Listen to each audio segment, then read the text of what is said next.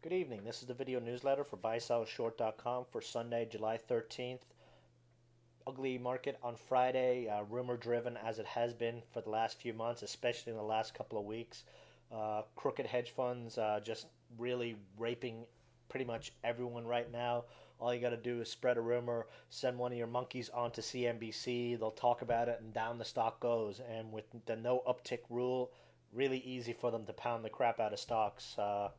Latest victims, Fannie and Freddie Mac on Friday, opened down 70%. They did rally back late in the day on rumors the Fed discount window was going to be open to them. That rumor was later denied.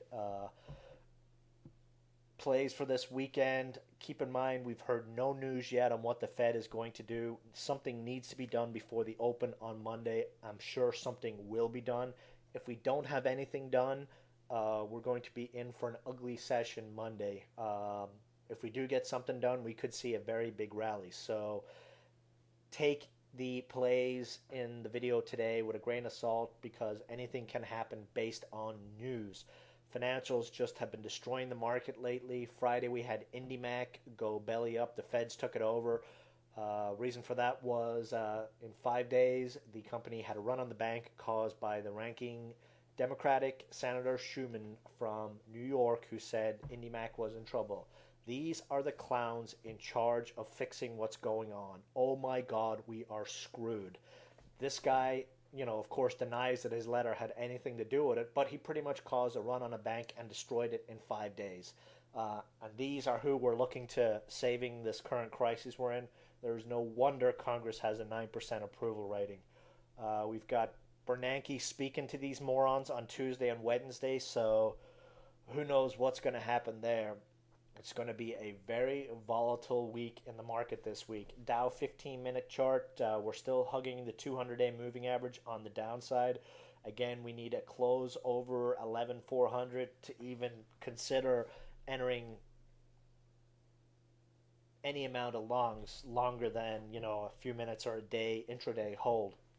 Uh, Target, as you can see on the daily chart, is the 20-day exponential, which is now down to 11,560 and going lower. Daily chart oversold on all the indicators, but does not look pretty.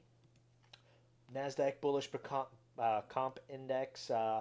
Last month, I mentioned that this index said the Nasdaq was topped, and we have plunged since then. We're down into buy territory. Couple of more days of weakness and we'll be getting down to the low 20s, and that is typically a very strong buy signal for tech stocks. So we're getting close. Short plays, looked at a lot of stocks this weekend. Not very many that have charts I want to buy, and a lot of them look like potential shorts, but you could get raped because many of them are in the midst of large declines, which is not where you want to be shorting typically. Here we have Google. It's got a zone of zero support under 520. Could see a fast $30 drop, especially if the market continues to sell off this week. Problem is, puts are very expensive here, so this may be just a chart learning experience.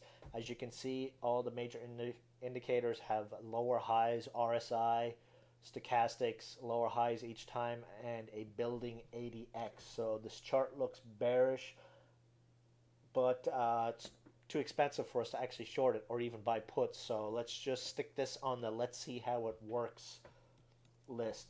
Goldman Sachs, head and shoulders formation here. Breakdown below 160, target is 140. Again, if we get positive financial news and a rally in financials, this one could zoom back late last year. This had a head and shoulders formation, and it took a little while for it to break down, and then it ended up losing 30%. So Goldman Sachs is going to see 140 this year sometime. On watch, again, puts are really, really expensive right now, so actually a rally might be the opportunity to nibble on some September or October puts on this one. Long plays, Sirius continues to move nicely higher. It's been up for about a week and a half. All through this market turmoil, it continues to move higher. Again, target here is the 50-day moving average. This one's pretty much waiting for the FCC to approve it. So you've got that risk out there, and that's what's holding it up in this terrible market. Look for a volume spike because news is going to leak. And when you see the volume spike and price move, it probably means the merger's been approved and the word has gone out to the friends and family. MRVC still bouncing around on this channel. Target still remains the 20-day exponential at 123. Sanmina ports earnings in a week. This is another stock, if we do get a rally, should see a fast snapback to the 125 area plus. All its indicators are oversold right now. Stochastics, RSI, so it's just looking for an excuse to rally. Last mention here is Zone Technologies, ZHNE. Piece of shit, excuse my language, a crappy trader over the years, just totally imploded over the last couple of weeks. Actually, when I saw the price today, I thought it was a typo. Got dumped hard into quarter end, and then they came out and warned. But this stock down here at 30 cents is starting to look pretty damn attractive. So this one is on the radar. If we get another dip into the 20s, definitely will be worth taking a look at.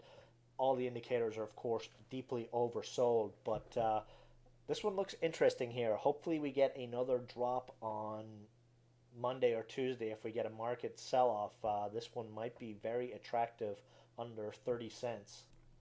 Again, as I mentioned, not very many plays, short or long, just because we're in a news void right now and anything can happen between now and the open tomorrow.